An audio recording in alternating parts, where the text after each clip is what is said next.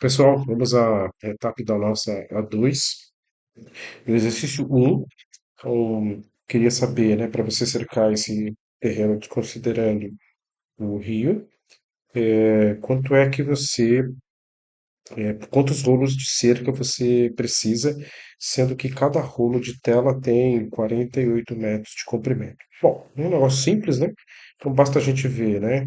Essa largura, mais esse comprimento, mais essa largura que dariam 81 vezes 2, né? 162 metros, mais 190 metros de comprimento, um total de 15.352 metros. Como cada rolo tem 48 metros, então o total 352 dividido por 48, que é o tamanho de cada rolo, isso ia dar para mim 7, né? 7 vezes 50, 350, então 7. 7 vezes 8, 56. E 7 vezes 4, 28, 3, 3 meses, então, subtraindo, sobraria 16. E aí, então, a partir de agora, né, põe vírgula, põe zero, aí 3 vezes 50 então daria 3, mas é óbvio que aqui você já poderia parar, né, porque já sabe que esse é 7 rolos e mais alguma coisa. Ora, é óbvio que o rolo não vende o rolo não é vendido em pedaços, né? Ou vende 7 ou vende 8. Como ele pergunta qual a quantidade mínima de rolos para cercar tudo, então eu vou precisar de um pouco mais de 7, então eu vou precisar de 8 rolos. Alternativa correta, alternativa C. Questão 2 pedia que você fizesse a diferença, né, em tamanho em valor absoluto, ou seja, ele quer uma resposta positiva, valor absoluto, entre as medidas em polegada, ou seja, você não precisava fazer nenhuma troca de unidade, né? Não precisava fazer transformação para milímetro, para metro, para nada, era só fazer a diferença do celular 2 para o celular um. Ele ainda dá a dica que o 2 é maior, se ele quer em valor absoluto, então eu tenho que fazer 4 inteiros e 5 sextos menos 3 inteiros, 3 meios. E aí são dois números mistos, né? Então, obviamente, 6 vezes 4 é 24, mais 5, 29 sobre 6, menos 3 vezes 2, 6, mais um 7 meios. O MMC é 6, o 29 não se altera.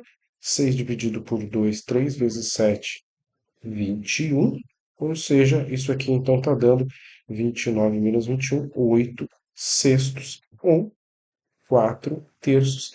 Como é pedido a resposta com uma casa decimal, 4 dividido por 3 é 1,3, tem uma dízima periódica, então a resposta seria com uma casa decimal 1,3. No exercício mesmo assim, quem não deu a resposta nesse formato, mas fez os cálculos todos corretos, foi considerado, nós teríamos aqui uma score na transformação dessa fração, um score na transformação dessa outra fração e um score para a resposta correta. É, Essa é a solução do item 2. Então, aqui no item 3 é, é um jogo de matemática que pede, então, quantos pares de cartas, dentro dessas 9 cartas que o aluno tem em mãos, consegue fazer par com 6 oitavos, 6 oitavos, sendo que para fazer par tem que ser números que são equivalentes a 6 oitavos. Bom, ora, 6 oitavos é a mesma coisa que 3 quartos, simplificando por 2, numerador e denominadores. Se você dividir 3 por 4, você vai encontrar 0,75 como o valor em decimal, que representa também 75%. Aqui as várias formas de escrever, então, 6 oitavos, todas elas representando números equivalentes.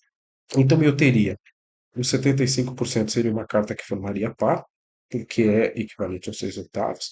O 3,4, não porque 3,4 seria 34 sobre 10, não é 6 sobre 8. 34% é 34 sobre 100. 0,75 é o outro valor que a gente tem como equivalente a 6 oitavos. 4,3 é 43 sobre 10, também não é equivalente a 6 oitavos. 7,5 é 75 sobre 10, também não é equivalente, até porque o valor equivalente é 0,75. 4 terços, como a gente já viu no exercício anterior, é uma dízima periódica, 1,3333, isso não é 6 oitavos. Seis oitavos também não é 68 sobre 10, e 3 quartos seria, então, o terceiro valor, onde eu teria um número equivalente. Então, um total aí de três pares seria a solução dessa questão. Aqui no item 4, aqui é a história da doceira, que vende salgadinhos de 100 gramas de docinhos, na verdade, né, de salgadinho, e cobra uma taxa única de R$ 10 para a entrega e R$ 25 por porção. E diz que por uma estratégia de venda, na próxima semana, a taxa de entrega vai passar a ser 15 e um novo valor será cobrado por uma porção, de maneira que o valor total a ser pago por um cliente na compra de 5 porções permaneça o mesmo. Ora, então, vamos ver agora atualmente, né? Vamos dizer agora atualmente. Então, atualmente, quanto é que o cliente gasta? Ele gasta R$ 10 de taxa de entrega. Para 5 porções, ele vai gastar 5 vezes 25, porque cada porção custa R$ 25. Total, então, de R$ 135 por porção. Aí ele diz que na segunda semana, né, na semana seguinte, na próxima semana, a, a taxa de entrega vai passar a ser 15 e vai ter um novo preço para a porção, que é exatamente o novo valor quebrado é a pergunta que é feita de cada porção.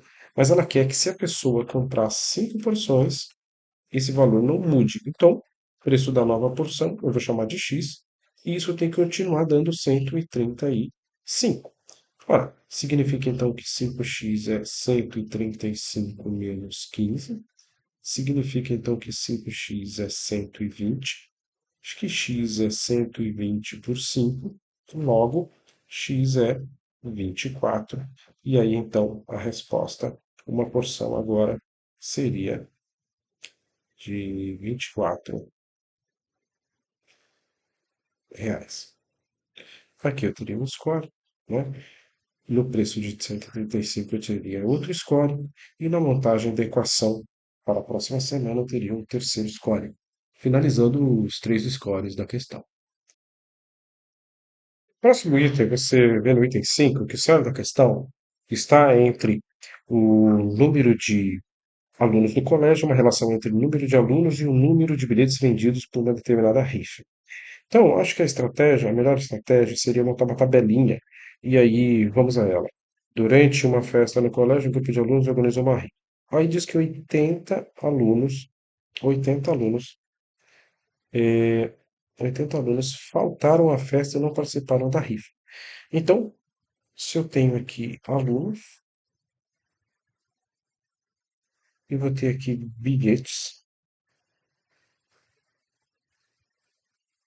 eu sei que 80 alunos não comprou nenhum bilhete. Aí ele continua dizendo que entre os que compareceram, alguns compraram 3 bilhetes. Então, alguns compraram 3 bilhetes. Diz que 45 compraram 2 bilhetes. 45 alunos compraram 2 bilhetes. E muitos compraram apenas um. Muitos compraram apenas um bilhete. Aí ele traz agora mais algumas informações interessantes. Ó. O total de alunos que comprou um único bilhete, então eu não tenho ainda nenhuma letra associada, eu vou chamar esses alunos que compraram um bilhete, que ele disse que eram muitos, vou chamar de X. Então ele diz que o total de alunos que comprou um bilhete, que a gente agora está chamando de X, é, é 20% do total de bilhetes vendidos. Então é 20% do total de bilhetes. E ainda diz que o total de bilhetes, agora, ó, uma outra forma, o total de bilhetes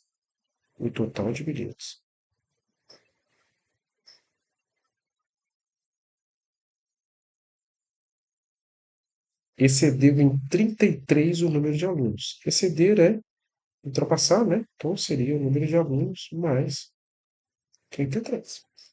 Então percebam que aqui eu vou ter uma equação 1 e aqui eu vou ter uma equação 2.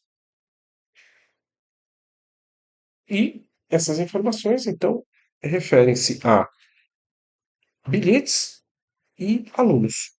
Então, na primeira delas, eu chamei de X, eh, os alunos que compraram um bilhete. Agora, qual seria o total de bilhetes vendidos? O total de bilhetes vendidos seria 80 alunos comprando zero bilhetes, isso dá zero.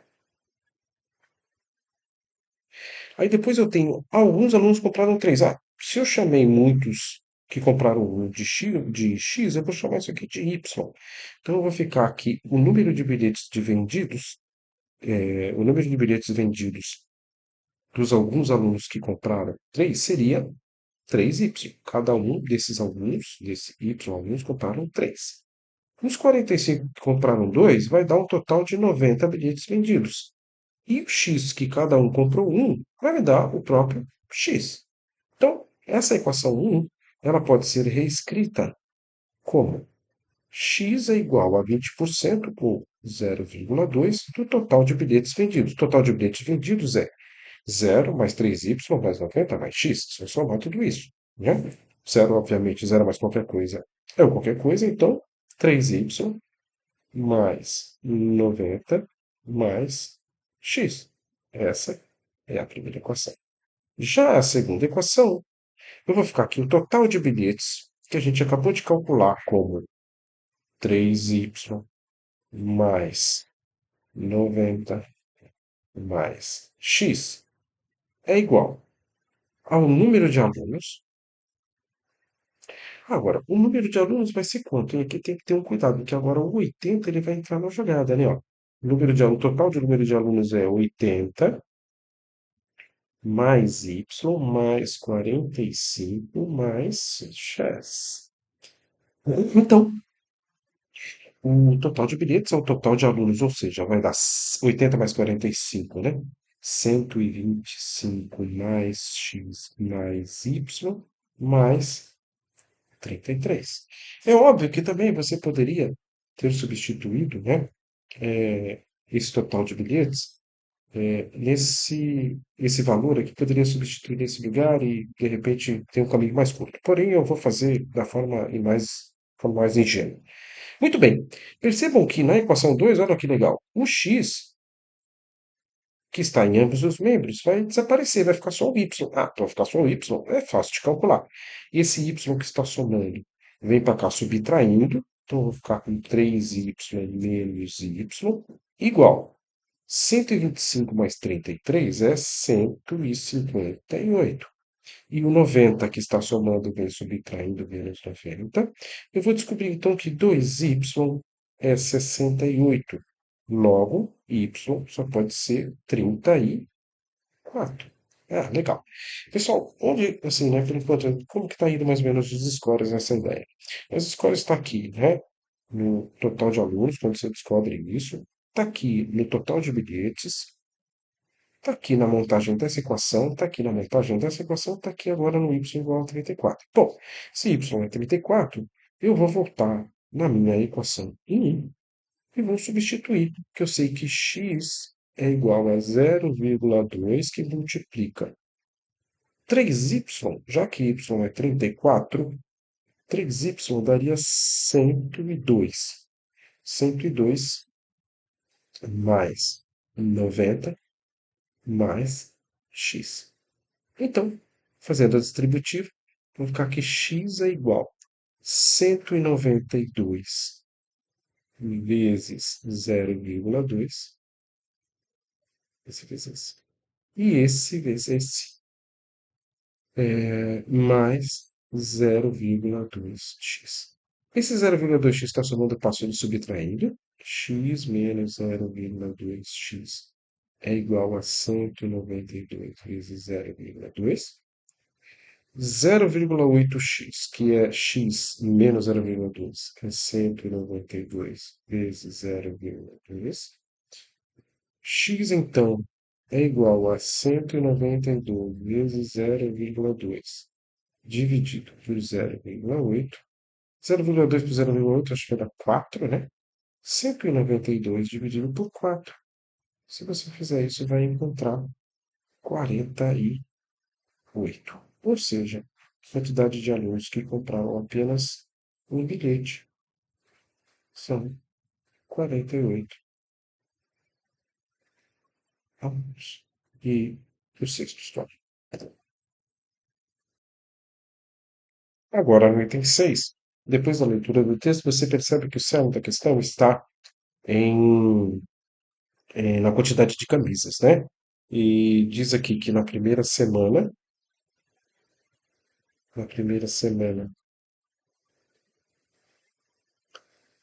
um lote é vendido, um lote é vendido por 720 e diz que na segunda semana,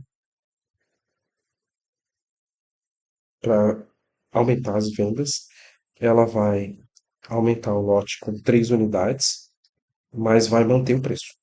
Então, na segunda semana, o lote da primeira semana mais 3 camisetas também vão equivaler a 720. A informação adicional que vai ser relevante para isso é que acrescentando essas 3 unidades, o preço unitário de cada peça vai ser R$ 20 mais baixo do que teria sido na primeira semana. É óbvio que se a gente tem um lote de camisa vendendo por 720, se eu colocar dentro desse lote mais 3 camisas, o valor unitário de cada camisa vai cair. E nesse exemplo, ela está te dando que o valor unitário então vai cair em R$ 20 por peça.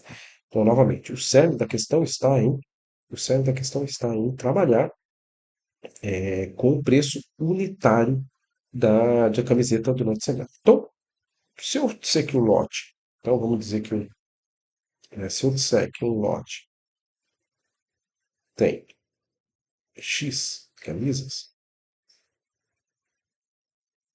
então significa que na primeira semana o preço de uma camisa é 720 dividido por X.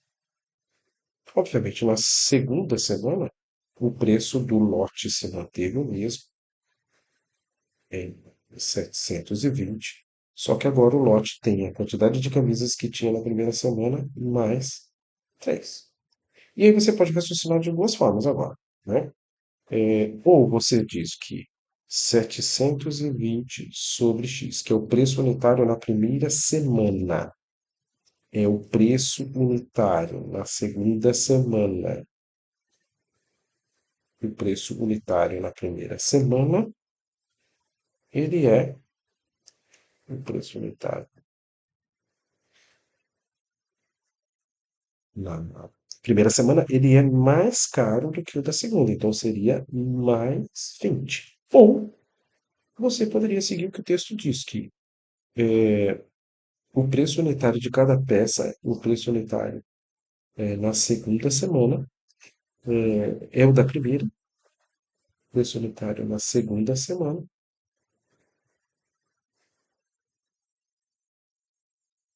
é 20%, é R$ 20 a menos que o preço unitário na primeira semana. Bom, eu acho que essa aqui é a equação mais natural, mas qualquer uma das duas vai chegar no mesmo resultado. O MMC aqui em questão é x que multiplica x mais 3. Então, você ia anotar a seguinte equação: x mais 3. Dividido por x mais 3, eu vou ficar com 720x igual a x mais 3. X mais 3 dividido por x, vou ficar com 720 x mais 3. O denominador do 20 está escondido aqui, 1. Então, eu vou ficar com menos 20x, x mais 3. Agora que os denominadores estão iguais, eu posso cancelá-los.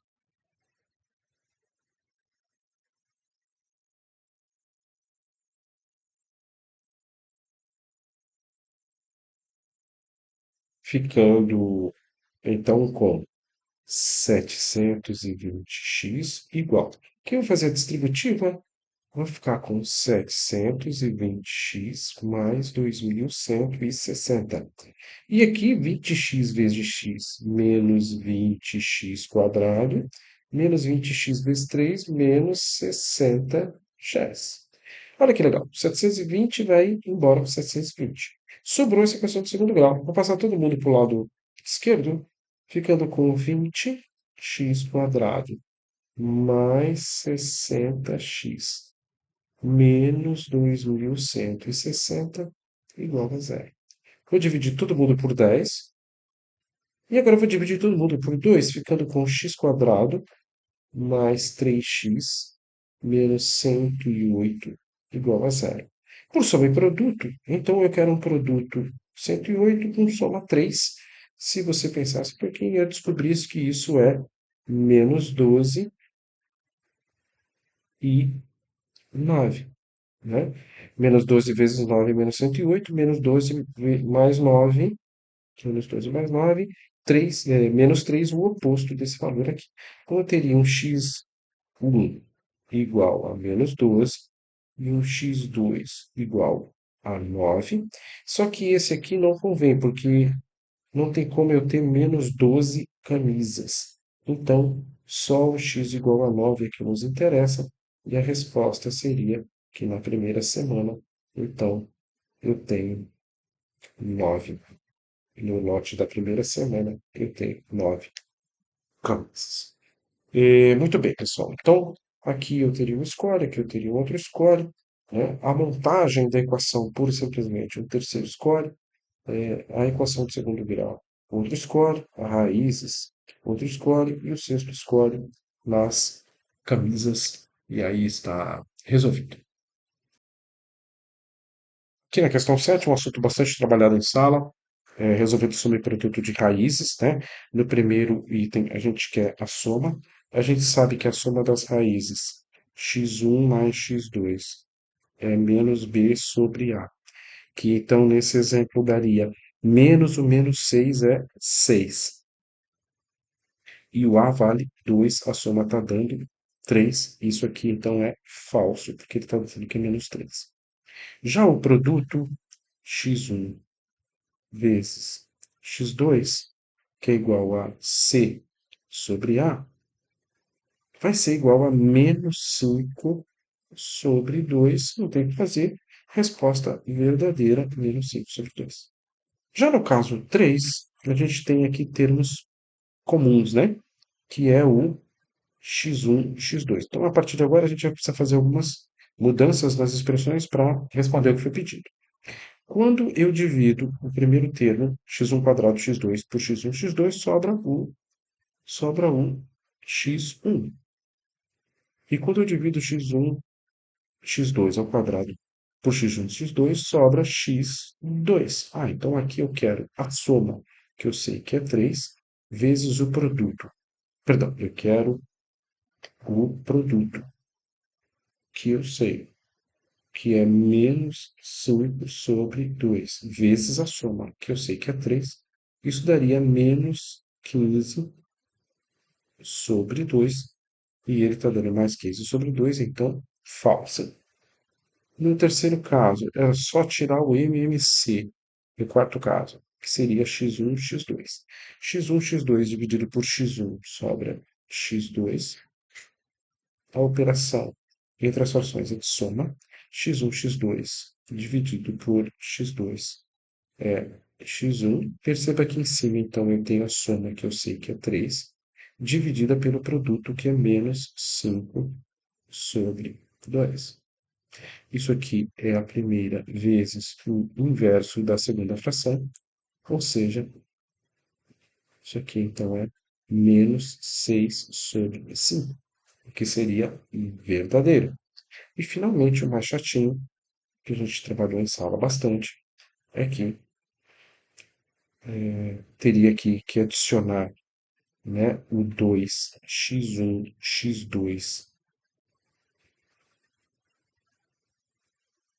a essa expressão, para que a gente consiga montar o quadrado perfeito, mas para não alterar a expressão, se eu somei, ao mesmo tempo eu subtraio 2x1 x2 para que a expressão se mantenha a mesma. Essa parte, fiz tudo isso para transformar isso em x1 mais x2 ao quadrado menos 2x1 x2. Agora, x1 x2 é o produto que eu já sei que é menos 5 sobre 2.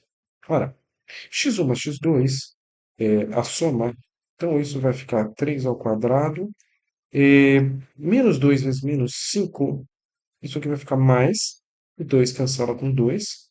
Mais 5. Isso aqui, então, é 9 mais 5. Logo, 14. Então, isso aqui é verdadeiro. E aí teríamos, então, finalmente terminado o problema.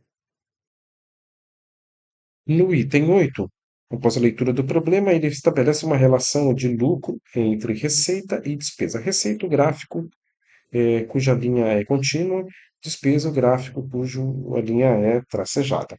E aí ele ainda define, né, não era necessário, mas ainda ele definiu que o lucro é a diferença entre a receita e a despesa.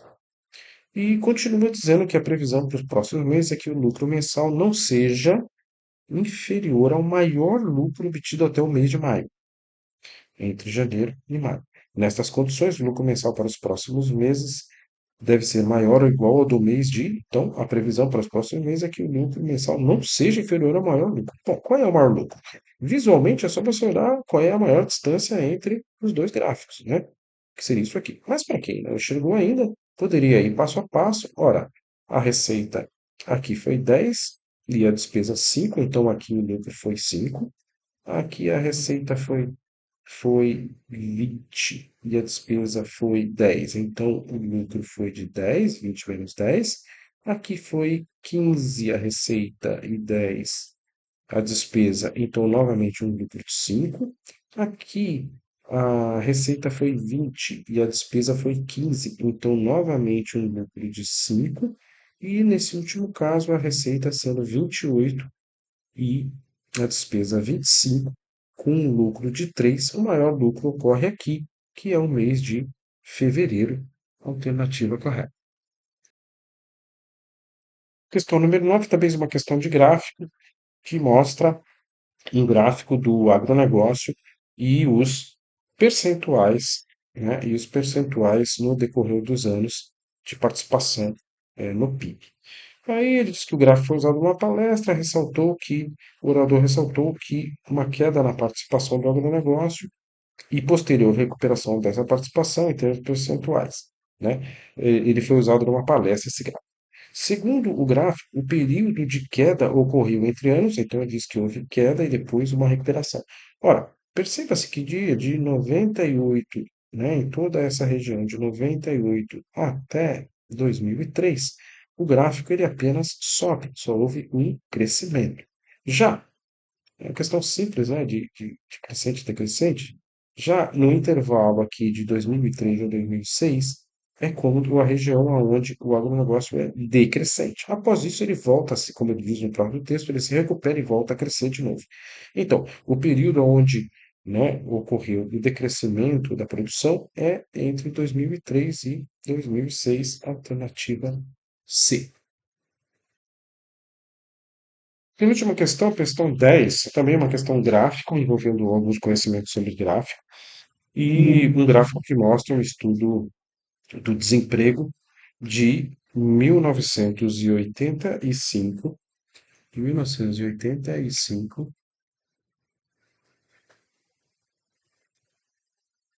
até 1996, como diz o próprio texto. Aí, pela análise do gráfico, vamos ver as perguntas que foram feitas. A maior taxa de desemprego foi de 14%. Bom, a maior taxa de desemprego parece que são essas aqui, que essa aqui parece estar um pouquinho acima, né? Vou ver mais próximo. E se você observar, Eu acho que isso está um pouquinho abaixo de 16%. Então, a maior taxa de desemprego não foi 14, né? Não foi de 14, isso aqui é falso. A taxa de desemprego no ano de 1989 foi a menor de período. 89 está aqui. Percebam que esse aqui é exatamente o ponto de mínimo dessa função, né? Ponto de mínimo. Aqui seria o ponto de máximo. A taxa de desemprego foi a menor do período. Verdade, é o ponto de mínimo. Isso aqui é verdadeiro. A partir de 92, a taxa de desemprego foi decrescente. Então, a partir de 92, foi decrescente. Foi parcialmente verdadeiro, porque de 95 para 96, o gráfico apresenta um crescimento. Então, isso aqui é falso. No período de 85 a 96, de 85 até 96, ou seja, todo o período do gráfico, a taxa de desemprego esteve entre 8 e 16%. Esteve entre 8 e 16%. Verdade, né? Aqui eu acho que inclusive não chega a ser 16, é um pouquinho abaixo, mas esteve entre sempre esses dois valores, assim como aqui em 89 é um pouquinho a mais que 8, ou seja, a taxa de desemprego sempre esteve entre esses dois valores de 8 e 16. Isso aqui é verdadeiro. E a taxa de desemprego foi crescente no período de 88, de 88 até 91. Diz que a taxa de desemprego foi crescente. Bom, de 88 para 89, a taxa de desemprego ela decresce. Isso aqui só por esse motivo, então, é falso, porque só vai crescer de 89 até 91, é verdade, mas de 88 para 99 decrescente. Está aí o resultado deste item.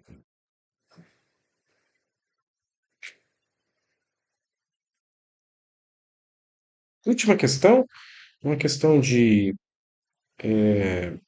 sinal da função. Aí quer saber onde a função é negativa? Ora, a função vai ser negativa nessa região, né? A função são os valores de y. Y é negativo nessa região e também nessa região. O cuidado que teria que ter aqui é que para x valendo -2, para x valendo 6 e para x valendo 12, nesses casos, y é igual a zero. São as raízes, né? São as raízes desta função e, e zero não é negativo, né? Zero é neutro. Então, a gente tem que ter cuidado para responder os intervalos onde a função ela é negativa nessa região. Nessa região, a gente não pode incluir nem o -2, nem o 6, nem o 12, porque aqui o y vale zero. Então, a resposta esperada seria, como aqui é bola fechada, o -7 faz parte, né, da solução do problema, vai de -7 até -2, só que -2 é intervalo aberto, porque aqui a raiz y vale zero, união com esse outro intervalo, que vai do 6 até o 12, ambos também intervalos abertos, porque ambos são raízes. Um escolhe para cá, um escolhe para cá. Final da prova. Valeu, pessoal. Abraço.